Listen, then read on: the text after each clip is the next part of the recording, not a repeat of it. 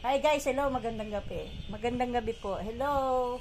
Ito po, panoorin nyo po. Tapos na kami doon sa ilalim ng kilikili. Ngayon, ito na po, naman pong likod. Ayan.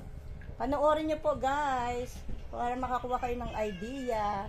Pwedeng kayong maghilot pag meron ng pamilya ninyo. Pero pag ganito kalala, hindi pwede tawagin nyo ako. Yan guys, oh.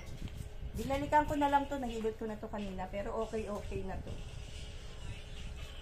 Huwag niyo po kalimutan panoorin ang YouTube channel ko, ang vlog ko. Welcome to my vlog, mga kahilot. Ayan.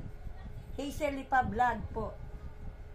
Ayan. Welcome ko po sa vlog ko, Hazel Lipa Vlog.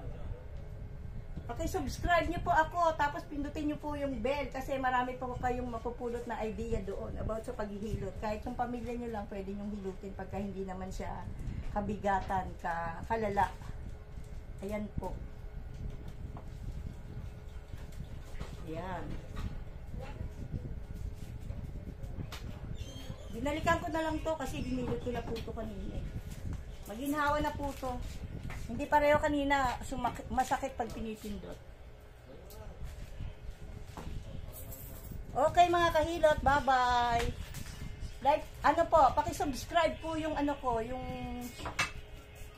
subscription ko, tapos pakipindot nyo po yung bell pagkatapos po para makapulot kayo ng idea kung may mga sakit ang pamilya ninyo about sa hilot-hilot, hangin at clam lang, pwede nyo pong hilutin yun basta hindi malala. Ayan po.